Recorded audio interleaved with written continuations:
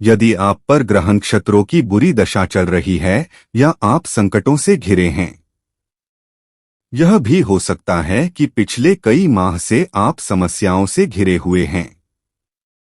एक के बाद एक संकट आते ही रहते हैं और धन संपत्ति आदि सभी संकट में है, तो यहाँ बताए गए अचूक उपाय आजमाएं। सबसे पहले आप हनुमान चालीसा नियम से पढ़ना शुरू कर दें। प्रतिदिन संध्या वंदन के साथ हनुमान चालीसा पढ़ना चाहिए। संध्या वंदन घर में या मंदिर में सुबह शाम की जाती है।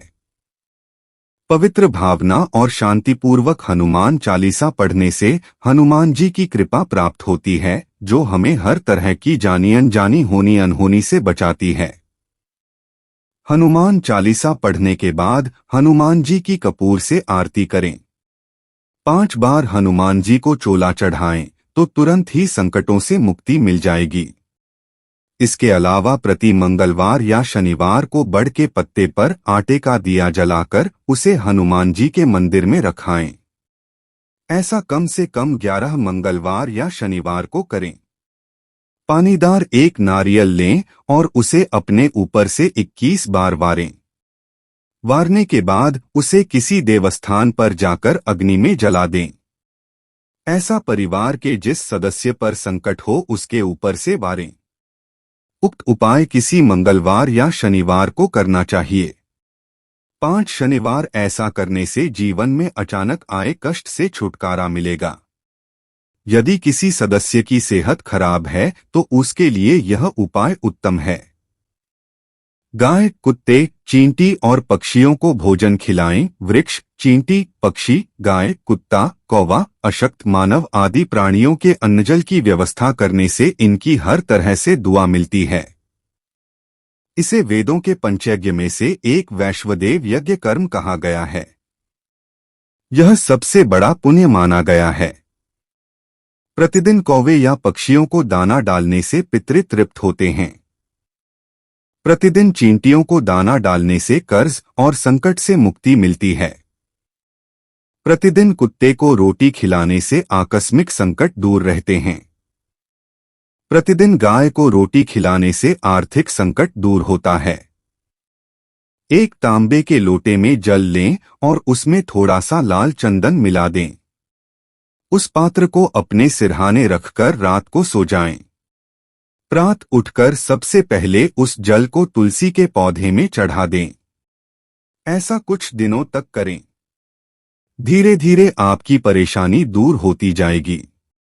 शनिवार को एक कांसे की कटोरी में सरसों का तेल और सिक्का, रुपया पैसा डालकर उसमें अपनी परछाई देखें और तेल मांगने वाले को दे दें या किसी शनि मंदिर में शनिवार के दिन कटोरी सहित तेल रखकर आ जाएं। यह उपाय आप कम से कम 5 शनिवार करेंगे तो आपकी शनि की पीड़ा शांत हो जाएगी और शनिदेव की कृपा शुरू हो जाएगी। सभी तरह के बुरे काम छोड़कर प्रतिदिन राम के नाम, गायत्री मंत्र या महामृत्युंजय मंत्र का जाप शुरू कर दें। ध्यान रहे इसमें से किसी एक मंत्र का जाप ही करें।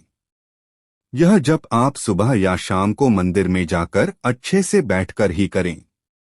कम से कम 43 दिनों तक लगातार इसका जाप सुबह और शाम नियम से करें। इस जाप का असर जब शुरू होगा तो संकट भी धीरे धीरे दूर होने लगेगा।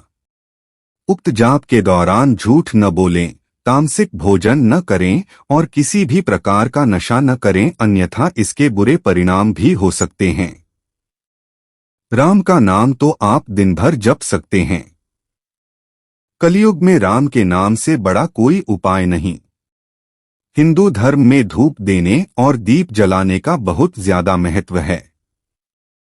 सामान्य तौर पर धूप 2 तरह से ही दी जाती है। पहला गुग्गुल कर्पूर से और दूसरा गुड़ घी मिलाकर जलते कंडे पर उसे रखा जाता है। यहाँ गुड़ घी व चावल से दी गई धूप का खास महत्व है। गुड़ और घी की धूप प्रति 11, 13, 14 अमावस्या और पूर्णिमा के अलावा ग्रहण पर दें। यह गुड़ और घी की धूप देवताओं के निमित्त दें, किसी पूर्वज या अन्य के निमित्त न दें।